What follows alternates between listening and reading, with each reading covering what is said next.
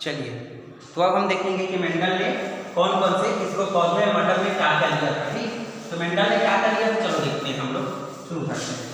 तो मेंडल कौन है? मेंडल अनुवांशिकी का खोज करता है। उन्होंने क्या लिया था? मटर के पौधे को लिया था। इसको लिया था first of use of this मटर का पौधा है पाइसम सटाइवन या P. First of all of this uses of Pisum या पी। ठीक, तो मटर ये हो गया। इसका वैज्ञानिक नाम क्या है आप लिखेंगे यहाँ पे? पाइसम सटाइवम लिखेंगे। ठीक, पाइसम सटाइवम लिखेंगे। तो इसको किसके किसके कारण?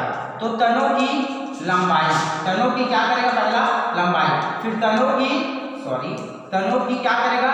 आकृति, फिर उसके बाद क्या है आपका? फलों का आकार।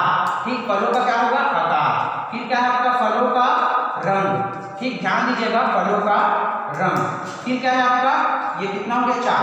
फिर क्या है आपका? पुष्प का आकार।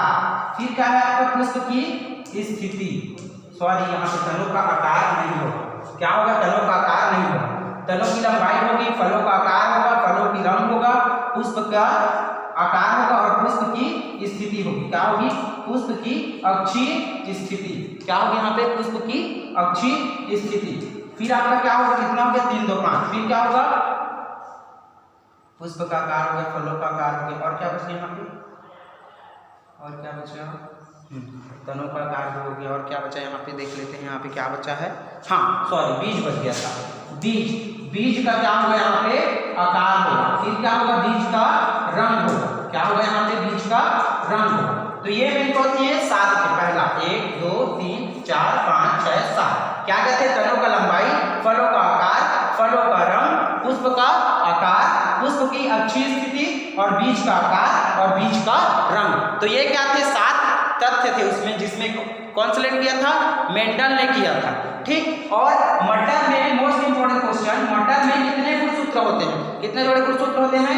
7 गुणसूत्र होते हैं। कितने जोड़े गुणसूत्र होते हैं मटर में? 7 जोड़ी गुणसूत्र होते हैं। किसमें होते हैं? मटर में होते हैं। चलिए, इसके बाद हम नेक्स्ट देखते हैं।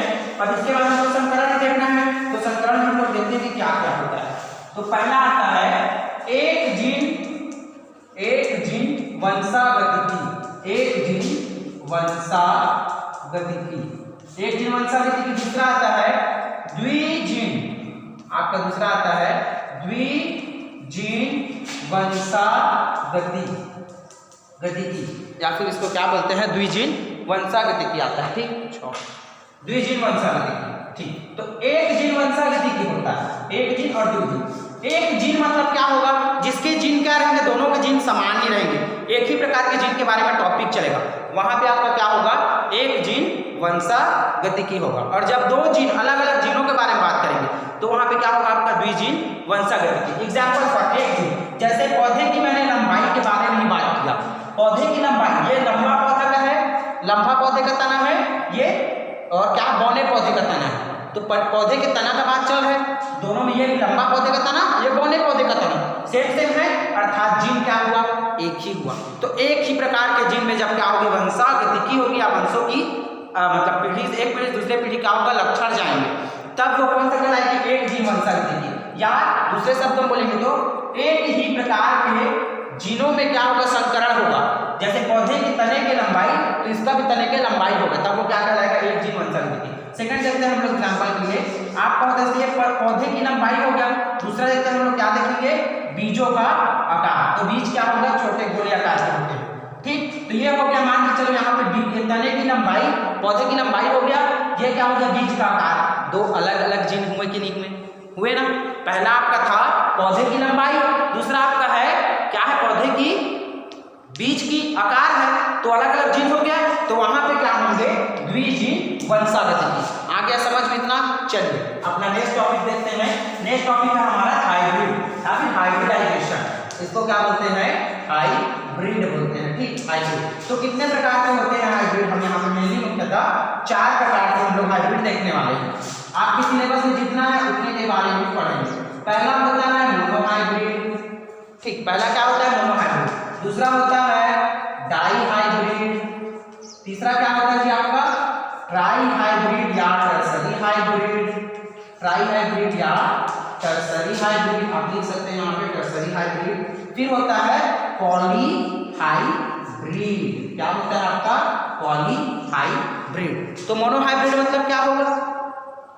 कॉमन सोच के देखिएगा। मोनोहाइब्रिड मतलब जब क्या करेंगे, एक संकर बोलते हैं इसको, या फिर एकल संकर बोलते हैं। जब एक एक रहेगा जीन, कितना रहेगा? एक एक जीन। जैसे यहाँ पे टी है तो यहाँ पर भी टी रहेगा, तो कौन सा संकर कहलाएगा? ये आपका मोनोहाइब्रिड। क्या कहलाएगा? मोनोहाइब्रिड। तो यहाँ पे ये आएगा, यहाँ पे ये कौन सा संकर कहलाएगा? आपका मोनोहाइब्रिड। अगर यहाँ पे मैंने जीनों की संख्या कितनी कर दी?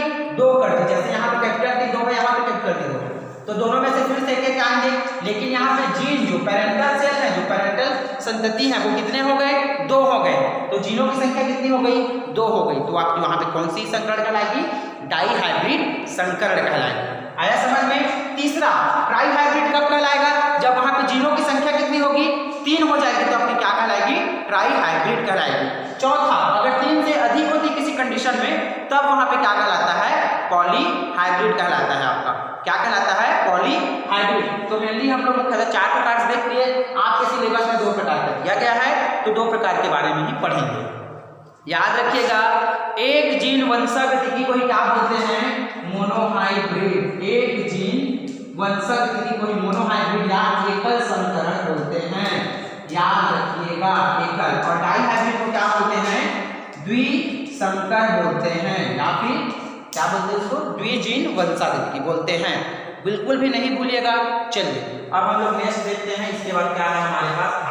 तो अब कुछ लक्षण हमें बताने पड़ेंगे, जैसे जीनोटाइप है, फिनोटाइप, उसके बारे में हमने बता दिया। उसके बाद फिर हम लोग संकरण का देखेंगे। चलिए देखते हैं। अब देखेंगे हम लोग, सॉरी क्या था? जीनोटाइप। जीनोटाइप क्या होता है ये देखेंगे, और देखेंगे सेकेंड आपका फिनोटाइप क्या होता है।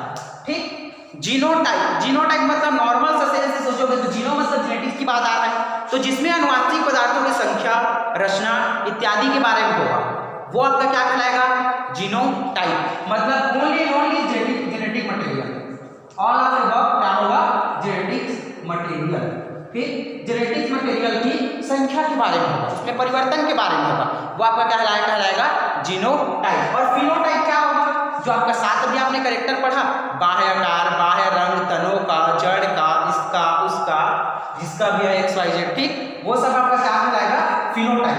मतलब आकृति का होगा, अक्षीय स्थिति का होगा, रूप का होगा, रंग का होगा, आकार का होगा, ये सब आपका किसका कहलाएगा जी?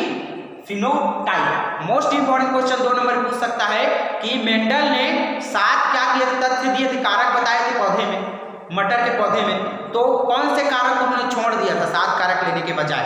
तो आंसर क्या होगा आपका? जड़ की आकृति या जड़ का आकार। ये नहीं लिया था उन्होंने, जड़ की आकृति या जड़ का आकार बिल्कुल भी नहीं लिया था। ये चीज आप याद रखिएगा। बीजों की आकृति लिया, बीजों का आकार लिया, लेकिन जड़ के आकार के बारे में नहीं दिया है। ठीक, चलिए आपका नेक्स्ट टॉपिक देखते हैं। नेक्स्ट टॉपिक क्या है?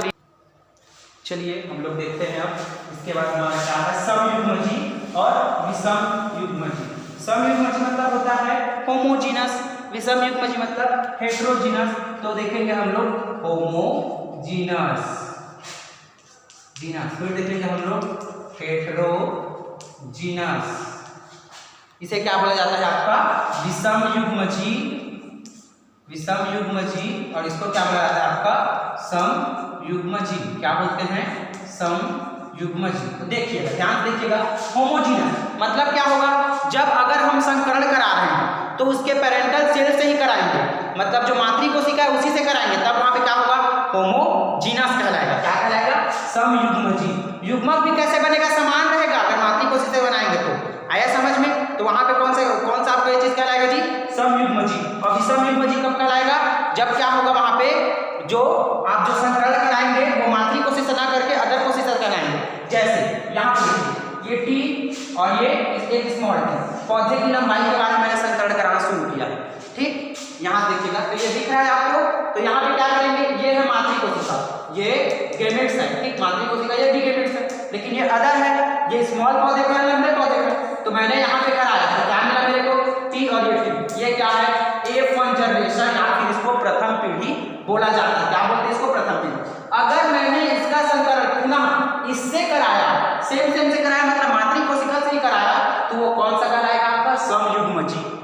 समयुग्मजी, या फिर इसी को क्या बोलेंगे हम लोग, बेक क्रॉस बोलेंगे। क्या बोलेंगे, बेक क्रॉस। यहाँ पे नया वर्ड आ गया टर्मिनोलॉजी, एक होता है बेक क्रॉस होता है और एक आपका होता है जी टेस्ट क्रॉस होता है। ठीक, क्या क्या होता है आपका, बेक क्रॉस होता है, सेकंड क्या होता है आपका टेस्ट क्रॉस। अगर देखिएगा यहाँ पे देखिएगा, ये मैंने इसकी मादरी कोशिका के समान ही क्या कर दिया, इसकी तुरंत मैंने इसका संकरण कराया, तो वो कौन सा क्रॉस कहलाएगा आपका, बेक क्रॉस। क्या कहलाएगा, बेक क्रॉस कहलाएगा। और अगर मैंने उसकी क्या करा दी, अगर उसका मैंने ये जो है संकरण किससे करा दी, मातृ कोशिका से ना करा के अदर कोशिका से करा दी, तो आपका वो कौन सा कहलाएगा, टेस्ट क्रॉस। तो चलिए इससे अगर मैं कराऊंगा तो एक टी इससे पूरा करेगा, एक टी है कैपिटल टी से करेगा तो क्या बनेगा, ये कैपिटल टी ही बनेगा, और ये इससे करेगा तो क्या बनेगा, कैपिटल टी और एक स्मॉल टी। तो ये देखिए ये समयुग्मजी लक्षण आया, तो होमोजीनस इसी को बोलते हैं। ऐसे लक्षण जो क्या हो पैरेंटल कोशिकाओं से 50% मिले, वो आपका क्या कहलाएगा, होमोजीनस कैरेक्टर्स या फिर समयुग्मजी लक्षण कहलाएगा। और ऐसे कैरेक्टर्स अगर देखो ये हो गया, अगर मैंने इसको अब यहाँ पर से ये जो आपका एक जनरेशन का जो युग्मन है गेमेट, इसको मैंने इससे कराया अदर पीढ़ी से, दूसरे अप्रभावी जनक से, इसको बोलते हैं अप्रभावी जनक और इसको बोलते हैं प्रभावी जनक। इसको क्या बोलते हैं आपका, प्रभावी जनक, और ये आपका क्या होता है जी, अप्रभावी जनक। तो अगर मैंने अप्रभावी से कराएंगे तो जाहिर सी बात है एक बनेगा कैपिटल टी और दो क्या बनेगा, स्मॉल टी करके बनेगा। तो यहाँ पे देखो प्रभाव किसका दिख रहा है, विषम युग्मजी हो गया, तब वो आपका क्या कहलाएगा, विषम युग्मजी। अगर देखिए यहाँ पर भी सेम हो गया पैरेंटल से, तो ये क्या हो गया आपका विषम युग्मजी। अगर इसका एक इससे कराते टी ऐसे करके, तो वहां पे क्या हो जाता है, विषम युग्मजी। तो आपको समझ में आया बेक क्रॉस क्या होता है और टेस्ट क्रॉस क्या होता है। तो बेक क्रॉस मतलब जो पेरेंटल से कराएंगे और समान क्या होगा हमको प्राप्त होगा, बेक क्रॉस। जैसे कि टी प्राप्त हुआ, ये कौन सा होगा आपका बेक क्रॉस।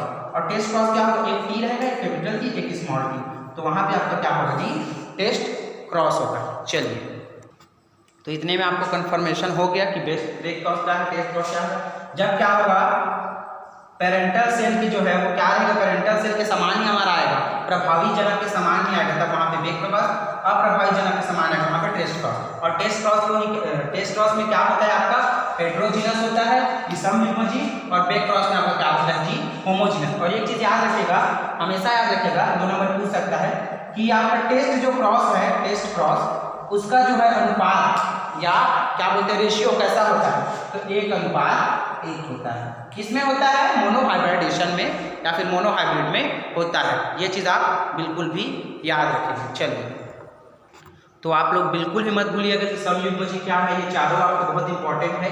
देखो होमोजीनस मतलब सेम होगा ये, और ये किसमें है, बेक क्रॉस में होता है। किसमें होता है आपका, बेक क्रॉस में, इसलिए यहाँ पे टी लिखा हूँ, यहाँ पर टी। हेट्रोजीनस मतलब एक दूसरा होगा, अलग अलग होगा, उसमें क्या होगा हेट्रोजीनस। लेकिन ये किसमें होता है आपका, टेस्ट क्रॉस में होता है। तो ये चीज़ें आप बिल्कुल भी नहीं भूलेंगे, इसको अपने माइंड में अच्छे से बिठा के रखिए। तब तक के लिए आपको अच्छे से पढ़िए और ध्यान से पढ़िए। और कोई दिक्कत हो तो कॉल करके कॉन्टैक्ट करके व्हाट्सएप में मैसेज करके भेज दीजिएगा। मैं एक बार मैं नहीं देखता हूँ, दोबारा देखूंगा, तिबारा देखूंगा, लेकिन उसको बताएगा। जरूरी नहीं है कि आप मेरे को सुबह भेजो तो मैं सुबह ही बताऊँ, शाम को ही बता सकता हूँ, ठीक, क्योंकि थोड़ा सा बिजी चल रहा है। तो तब तक के लिए पढ़ो, तब तक के लिए पीस आउट।